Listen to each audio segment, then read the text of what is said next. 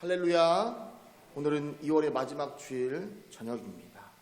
오늘도 주님을 사모하며 예배 자리에 나오신 여러분을 진심으로 축복합니다. 이 시간 말씀을 통하여 새롭게 다짐하고 주님께 더 가까이 나아가는 시간이 되기를 소망합니다. 저희가 이제 집에서 잠을 잘 때 아이들에게 기도를 이렇게 시키는데요. 필리비는 6살이라고 조금 이제 기도를 가족을 위해서도 기도하고 할아버지 할머니 건강을 위해서도 또 기도하고 이제 리온이가 이제 기도를 하는데 리온이 기도가 이렇습니다. 하나님, 빨간 자동차가 갖고 싶어요. 네? 주신다고요? 이게 리온이의 기도입니다. 근데 제가 이야기를 듣고 웃으면서 이런 생각이 들었습니다. 쟤도 하나님이 좋은 거 주시는 거 아는구나. 사랑하는 성도 여러분, 하나님께서 왜 우리에게 율법을 주셨을까요? 율법에 기록된 이 제사의 방식대로 우리가 예배를 드려야만 하나님이 우리를 온전하게 해주시기 때문일까요? 아닙니다. 성경은 그렇게 말씀하고 있지 않습니다. 우리 다 같이 히브리서 10장 1절 말씀을 함께 읽겠습니다. 히브리서 10장 1절 말씀입니다. 율법은 장차 올 좋은 일의 그림자일 뿐이요 참 형상이 아니므로 해마다 늘 드리는 같은 제사로는 나오는 자들을 언제나 온전하게 할 수 없느니라. 아멘. 그렇습니다. 율법은 참 형상이 아닌 그림자에 불과하기 때문에 율법으로는 하나님 앞에 바로 설 수 없습니다. 율법은 우리를 언제나 온전하게 할 수 없습니다. 그러나 이 말씀을 다시 생각해보면 율법이 아닌 다른 무언가가 우리를 하나님 앞에 온전하게 세워준다는 이런 이야기가 됩니다. 그렇다면 율법은 과연 우리에게 무엇을 할까요? 바로 우리로 하여금 죄를 깨닫게 해줍니다. 우리 로마서 3장 20절 말씀도 함께 읽겠습니다. 그러므로 율법의 행위로 그의 앞에 의롭다 하심을 얻을 육체가 없나니 율법으로는 죄를 깨달음이니라. 아멘. 사람은 율법을 완전하게 지킬 수 없기 때문에 율법 앞에서 의롭다 하심을 얻을 육체가 없다라고 성경은 말하고 있습니다. 율법은 우리로 하여금 우리가 하는 생각과 말과 행동이 죄임을 깨닫게 해준다는 것입니다. 그렇다면 왜 하나님은 우리로 하여금 이 율법을 통해서 죄를 깨닫게 하셨을까요? 죄는 하나님 앞으로 나아가지 못하게 하는 장애물이기 때문에 율법을 통하여 그것이 장애물임을 깨닫게 해준다는 것입니다. 그리고 하나님은 우리에게 예수 그리스도를 주셨습니다. 율법을 폐하러 오신 분이 아닌 완전케 하러 오신 그 예수님으로 말미암아 우리가 하나님 앞에 나아갈 수 있고 우리와 하나님의 관계가 회복되는 줄 믿습니다. 그래서 율법을 통해 다른 사람의 죄를 보고 그를 정죄하라고 우리에게 주신 것이 아니라 율법을 통해 나 스스로를 보고 하나님 앞에 회개하며 나아오라고 주신 귀한 것임을 믿습니다. 그래서 이 율법 안에는 하나님의 사랑이 담겨져 있습니다. 그리고 우리가 이 율법을 행하는 이 과정 속에서도 우리는 반드시 하나님의 사랑의 흔적이 우리 삶 속에서 드러나야 할 줄 믿습니다. 신명기 30장 16절 말씀을 함께 읽겠습니다. 곧 내가 오늘 내게 명령하여 내 하나님 여호와를 사랑하고 그 모든 길로 행하며 그의 명령과 규례와 법도를 지키라 하는 것이라. 그리하면 내가 생존하며 번성할 것이요 또 내 하나님 여호와께서 내가 가서 차지할 땅에서 내게 복을 주실 것임이니라. 아멘. 여러분, 신명기의 말씀은 모세가 죽기 전 유언과 같은 말씀입니다. 모세가 자신이 살아온 삶을 돌아보며 이스라엘 백성들에게 꼭 해주고 싶은 말씀이 적혀있는 그것이 바로 신명기입니다. 그런데 이스라엘의 지도자 그 모세가 죽기 전에 이스라엘에게 이렇게 명령합니다. 하나님의 명령과 규례와 법도를 지키라. 그런데 그에 앞서 이렇게 말씀합니다. 내 하나님 여호와를 사랑하라. 그렇습니다. 모세는 분명하게 말합니다. 하나님의 명령과 규례와 법도를 지키기 그 이전에 하나님을 먼저 사랑해야 된다고 말입니다. 즉 율법보다 앞서야 하는 것이 있는데 바로 사랑이라는 것입니다. 이 말은 율법을 지키는 우리들의 모습에서 이 사랑이 먼저 나와야 된다는 것입니다. 하나님을 사랑하고 이웃을 사랑하는 그 마음이 우리 안에서 생겨나서 율법을 행할 때 그 사랑의 흔적이 반드시 묻어져 있어야 한다는 것입니다. 따라서 율법으로는 절대 정죄하는 것이 아닙니다. 사랑하는 성도 여러분, 우리 눈에 혹 다른 사람의 단점이 보이거나 잘못이 보인다면 우리는 어떻게 해야 합니까? 아버지의 마음으로, 그를 사랑하는 마음으로, 그의 영혼을 사랑하는 마음으로 그를 위해서 기도해야 할 줄 믿습니다. 이 이야기는 우리가 수도 없이 들은 이야기입니다. 그런데 왜 우리는 계속해서 정죄할까요? 우리 안에 쓴뿌리들이 사라져야 합니다. 여러분, 유대인들은 어떠했습니까? 그들은 하나님께서 선택하신 백성이었습니다. 그런데 예수님은 그들의 종교 지도자들을 향해서 독사의 자식들이라고 소리치셨습니다. 왜 예수님은 그렇게 말씀하셨을까요? 그들이 미워서 그러셨을까요? 예수님께서는 그들 안에 율법을 지키려고 하는 마음은 있지만 사랑의 흔적이 보이지 않다라는 것입니다. 그래서 그들에게 그것보다 앞선 것이 하나님을 사랑하는 것이라고 가르쳐 주기 위해서 그렇게 소리치셨던 것인 줄 믿습니다. 율법보다 앞서는 것이 사랑입니다. 우리의 삶 속에서 사랑이 흘러넘치기를 주님의 이름으로 축원합니다. 하나님이 우리에게 율법을 주신 것은 나쁜 것을 주신 것이 아니라 좋은 것을 주신 줄 믿습니다.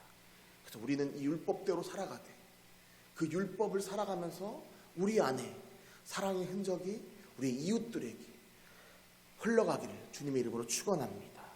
우리 함께 아버지의 마음 찬양하시겠습니다.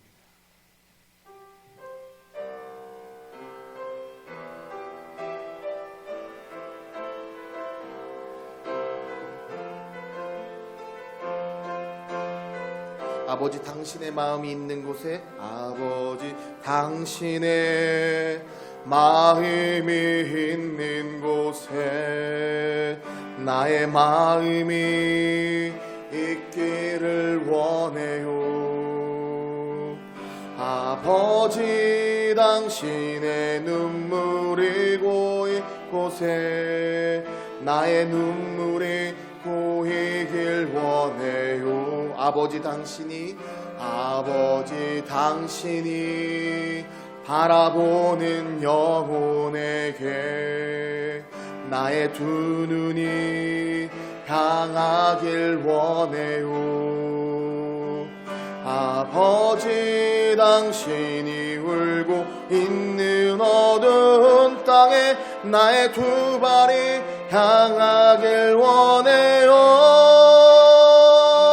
나의 마음이 아버지의 마음 알아. 내 모든 뜻 아버지의 뜻이 될 수 있기를 나의 온몸이 아버지의 마음 알아. 내 모든 삶 당신의 삶 되기를. 아멘. 사랑하는 성도 여러분, 하나님 아버지의 마음으로 우리의 이웃을 바라보며 그들을 위해 기도하는 우리 모두가 되기를 간절히 소망합니다. 한 찬양 사역자가 있었습니다. 사역자의 꿈을 품고 있는 이 한 젊은 사역자가 어느 날 큰 교회 청년부서에 지원을 했는데 통과가 됐습니다. 드디어 이제 찬양 사역자로서 첫 발을 내딛게 되었습니다. 그렇게 예배 시간이 되어서 청년들과 함께 첫 예배 찬양을 드리고 있었습니다. 그때 부르던 찬양의 곡명이 저희도 잘 아는 사막에 샘이 넘쳐 흐르리라 라는 찬양이었다고 합니다. 우리도 어려서부터 들었던 친근한 곡입니다. 사막에 샘이 넘쳐 흐르리라, 사막에 꽃이 피어 향내 내리라, 이렇게 찬양을 하고 있는데 갑자기 평소에 어렵게 생각하던 담임 목사님이 들어오셨습니다. 순간 머릿속이 하얘지면서 이 찬양 사역자가 그 누가 아무리 자기네 땅이라고 우겨도 사막이 나건대리라, 이렇게 찬양을 했다고 합니다. 우리는 누구나 실수를 합니다.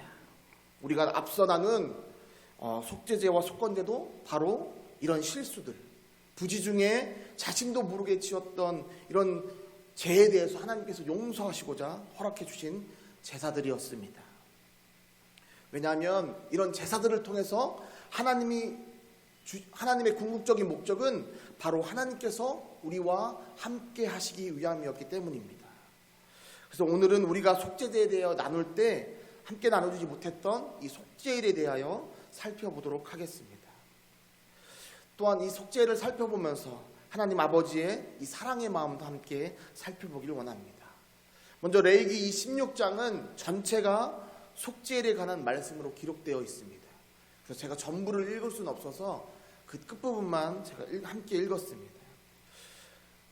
그리고 이 1절부터 시작되는 그 말씀에 보면 하나님의 사랑이 담겨 있음을 알 수 있습니다. 우리 레위기 16장 1절에서 2절 말씀을 함께 보겠습니다.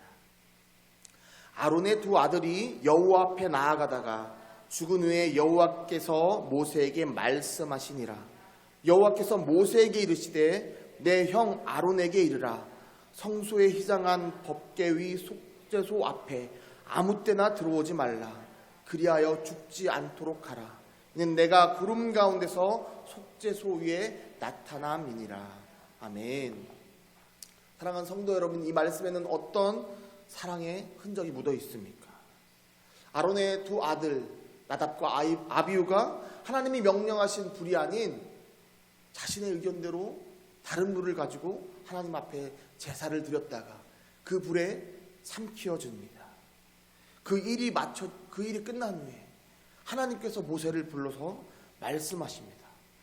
정의의 하나님이시고 공의의 하나님 입장에서는 그건 당연한 행동이었지만 하나님은 이 아픔을 아셨습니다. 그래서 어쩔 수 없이 백성들에게 본보기로 보여줄 수밖에 없었지만 하나님은 모세를 통하여 다시 한번 말씀하십니다. 그래서 우리가 방금 읽은 레위기 16장 2절 말씀에 아무 때나 들어오지 말라. 그리하여 죽지 않도록 하라. 라는 이 사랑의 흔적이 담겨 있는 것입니다. 하나님께서는 아무리 제사장일지라도 하나님이 임재하시는 속죄소 앞에 아무 때나 들어오지 말라고 명령하십니다. 왜냐하면 혹여나 죄로 인해 죽을 수 있기 때문입니다. 하지만 실상 이스라엘 백성 중에 나답과 아비후만 죄를 지었겠습니까? 수많은 이스라엘 백성들이 알고도 지은 죄, 모르고도 지은 죄 등 수많은 죄를 지었을 것입니다. 우리도 마찬가지입니다. 우리가 아무리 의롭게 행동한다 할지라도 우리 안에는 죄가 여전히 있습니다. 하나님께서는 바로 이런 우리들을 위해서도 이 사랑의 흔적을 기록하셨던 것입니다. 그것이 바로 속죄일입니다. 그래서 때로는 대속죄일이라고도 말합니다. 사랑하는 성도 여러분, 하나님은 그 누구보다 또 그 무엇보다 우리를 사랑하시는 분이신 줄 믿습니다. 왜냐하면 그분이 우리의 아버지 되시는 분이시기 때문입니다. 전에 유튜브에 어떤 몰래카메라 영상이 올라와서 본 적이 있습니다. 내용이 이렇습니다. 몰래카메라를 찍기 위해 아들이 며칠 전부터 아버지 앞에서 계속 이렇게 이야기합니다. 아, 왜 이렇게 요즘에 눈이 좋지 않지? 앞이 침침하게 보이네. 요즘에 왜 이렇게 잘 안 보이지 앞이? 이런 식으로 계속 말을 건넸습니다. 그래서 아버지가 그럼 한번 안과에 같이 가보자 라고 해서 그 아이를 데리고 안과에 왔습니다. 그렇게 부모님과 아들이 안과 병원에 찾아갔는데 참고로 이 몰래카메라의 대상은 아버지였습니다. 그래서 아들과 어머니, 의사는 이미 다 한 통속입니다. 의사가 진찰한 것처럼 하고 이제 검사를 받게 합니다. 그리고 시간이 지나서 다시 이 검사의 내용을 듣기 위해서 들어왔는데 그때 의사가 다 같이 앉아있는 그 자리에서 이렇게 이야기합니다. 아드님이 점차 시력을 잃어갈 것입니다. 아드님이 가진 병은 어렸을 때는 잘 보이는데 점점 클수록 점점 나이가 들수록 앞이 보이지 않는 희귀병입니다. 그렇게 시력을 잃어가는 어떻게 보면 불치병과 같습니다 라고 이렇게 이야기합니다. 이 이야기를 들은 아버지가 순간 정지 상태가 됩니다. 방 안에 무거운 침묵이 흐릅니다. 그러다가 아버지가 묻습니다. 혹시 다른 사람의 눈을 넣으면 고칠 수 있습니까? 그러자 의사가 그렇죠. 다른 사람의 눈이 들어가면 고칠 수는 있죠. 앞으로 저희도 아드님 눈에 맞는 눈을 찾기 위해서 노력하겠습니다 라고 이렇게 이야기합니다. 다시 침묵이 흐릅니다. 그리고 아버지가 다시 입을 여십니다. 제 눈을 아들에게 주겠습니다. 저도 이 이야기를 듣고 그래 아버지라면 한쪽 눈을 줄 수 있지 라고 생각했는데 아버지가 계속해서 말씀을 이어갑니다. 저는 살 만큼 살았습니다. 더 이상 아무것도 보지 않아도 됩니다. 하지만 우리 아들은 앞으로 오래 살아야 되지 않겠습니까? 제 한쪽 눈이 아닌 두 쪽 눈 모두를 제 아들에게 주겠습니다. 이성적으로 한쪽의 눈을 줄 거라고 다들 예상했던 이 몰래카메라가 아버지의 뜻하지 않은 이 대답에 아들이 그만 펑펑 울기 시작했습니다. 뒤에 나중에 이제 몰래카메라가 이게 몰래카메라였던 것이 밝혀지면서 아버지가 환하게 웃으면서 끝나는 영상이었습니다. 사랑하는 성도 여러분, 인간인 우리도 자녀들을 향해서 이렇게 표현하는데 우리가 감히 만유해 주시며 만왕의 왕이신 하나님 아버지의 사랑을 우리가 어찌 표현할 수 있겠습니까? 그 하나님께서는 이스라엘 백성을 사랑하사 그리고 오늘 우리를 사랑하사 속죄리라는 말씀을 주신 줄 믿습니다. 계속해서 이어지는 이 레위기 16장 3절 말씀에서는 속죄일에 대한 예식에 관한 내용도 나오고 이 속죄일이 무엇인지에 대한 설명이 계속해서 이어집니다. 하나님께서는 특별히 이 속죄일을 두셔서 사람들로 하여금 깨닫지 못한 죄, 혹여나 모르고 지었던 이 죄들조차도 용서해 주시기 위해 이스라엘 백성들에게 이 특별한 날을 허락하셨습니다. 그렇다면 이 속죄일에 드려지는 이 속죄제는 어떻게 달랐을까요? 기존에 드렸던 이 속죄제와 어떻게 달랐을까요? 먼저 평상시에 드려지는 이 속죄제는 죄가 드러나거나 아니면 깨닫게 되었을 때 드려지는 속죄제였습니다. 그래서 앞서 살펴보았지만 소나 염소나 양, 가난한 사람은 비둘기를 대신해서 속죄제물로 드렸고 더 가난한 사람은 이 채극빈자를 위해서 하나님께서 밀가루로 제사를 드리기도 하셨습니다. 그만큼 하나님은 이스라엘 백성들로 하여금 죄가 없어지게 하기 위해서 많은 것을 베푸십니다. 그런데 이 속죄일에 드리는 이 속죄제는 조금 다릅니다. 먼저는 제사장 집안을 위해서 속죄제물로 한 마리의 수송아지를 하나님께 드리도록 합니다. 그리고 동시에 번제물로 순양을 따로 드리게 합니다. 제사장 집안이 아닌 나머지 회중을 위해서는 순염소 2마리가 사용되어집니다. 그리고 동시에 번제물로 순양을 드리게 합니다. 다시 말해서 이 속죄일에는 총 속죄물로는 새 짐승, 수송아지 하나와 순염소 2마리, 번제물로는 순양 2마리가 드려지는 것입니다. 그래서 수송아지와 순염소 1마리의 피를 받아서 지성소와 또 내성소에 뿌립니다. 그리고 이 피를 섞어서 또 마당에 있는 번제단에도 뿌립니다. 그렇게 피를 통해서 성전을 정화시킵니다. 왜 우리가 신약에서 그리스도의 우리가 하나님의 몸, 성전으로 표현되느냐면 바로 이 구약에서 이렇게 연결되기 때문입니다. 그리고 번제단으로 순양을 2마리를 드립니다. 그러면 무엇이 남습니까? 순염소 1마리가 남습니다. 이 순염소의 대제사장이 머리에 안수를 합니다. 그리고 이스라엘의 모든 죄와 불의를 짊어지게 합니다. 우리 레위기 16장 22절 말씀을 함께 읽겠습니다. 염소가 그들의 모든 불의를 지고 접근하기 어려운 땅에 이르거든 그는 그 염소를 광야에 놓을지니라. 아멘. 여러분, 살아있는 그 한 마리의 순염소에게 이스라엘의 모든 죄를 전가시킵니다. 그리고 그 죄를 짊어진 이 염소를 광야에 놓습니다. 아사셀에게 보내진다라고 성경에는 표현하는데, 이 아사셀이라는 거에 대해서는 여러 가지 견해가 있습니다. 그중에 유력한 견해 두 가지가 있는데, 먼저 이 아사셀이 험한 낭떠러지를 표현하는 장소라고 보는 견해입니다. 즉 이스라엘의 죄를 전가받은 이 염소를 광야에 보내고 이 아사셀로 가게 합니다. 그리고 이 아사셀이라는 이 낭떠러지에 떨어져 죽음으로써 이스라엘의 모든 죄가 죽게 된다는 것입니다. 두 번째 견해는 이 아사셀이 고대의 악령 또는 광야에 사는 마귀라고 보는 견해입니다. 죄의 원흉인 마귀에게 그 죄를 돌려보낸다라는 뜻으로 이 순염소를 아사셀에게 보낸다라고 표현한 것입니다. 둘 모두 학자들이 강력하게 주장하는 견해이지만 공통점은 아사셀에게 보내는 이 염소를 통해서 이스라엘의 죄가 없어진다는 것입니다.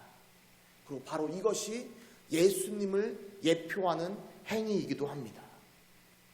구약시대에는 수많은 예표가 기록되어 있습니다.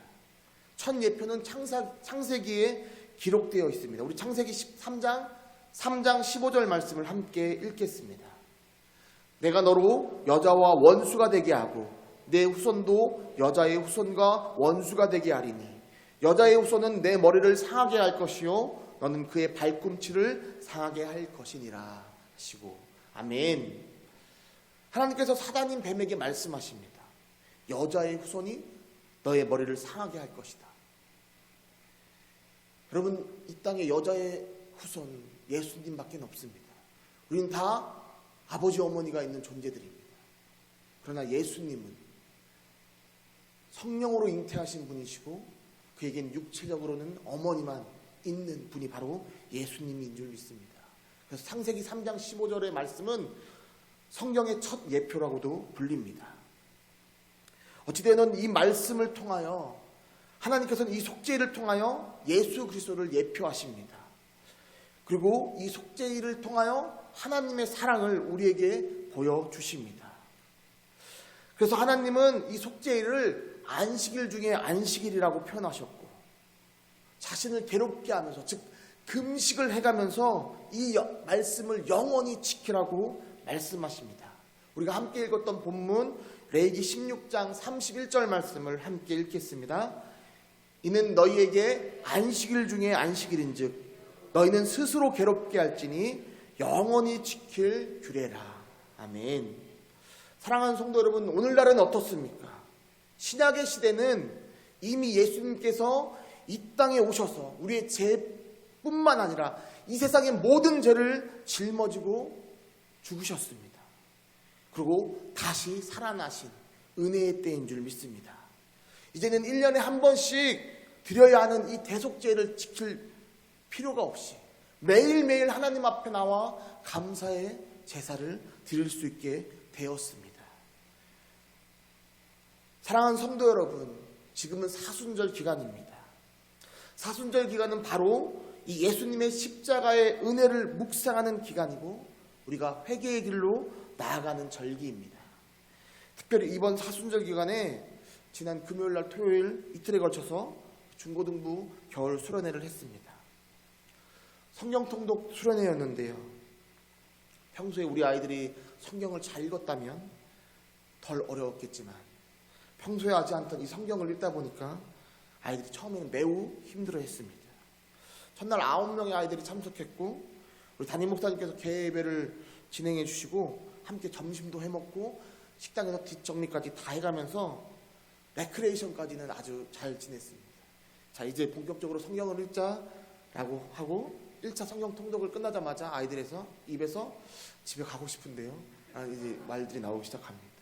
다행히 영화도 보고 또 저녁에 2차 성경 통독을 하기 시작했습니다. 아이들이 첫째 날 마치고 이렇게 이야기합니다. 내일은 못 나올 것 같아요. 집으로 돌아가면서 아이들이 이런 농담을 던졌습니다.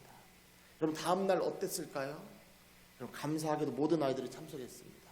그리고 4명의 아이들이 더 나와서 13명의 아이들이 함께 성경 통독을 마무리했습니다. 마지막으로 폐 예배를 드리면서 제가 아이들에게 이런 말씀을 전했습니다. 미국이 뜨거워지고 있습니다. 이 이야기는 에즈버리 대학교의 이야기입니다. 제가 오늘 예배 나오기 직전 마지막으로 유튜브로 실시간 검색을 해봤습니다. 여러분, 지금도 예배가 진행되고 있습니다. 여러분, 이 이야기가 무슨 이야기냐면 2023년 2월 8일, 별로 안 됐죠? 미국의 에즈버리 대학교라는 곳에서 예배가 있었습니다. 보통 기독교 대전에서는 채플이라는 예배를 드립니다. 한국에서도 일주일에 한 번 보통 예배를 드리고, 미국은 특별히 이 에즈버리 대학교에서는 일주일에 3번 예배를 드린다고 합니다. 그날도 예배가 있었고 목사님이 나와서 설교를 하십니다.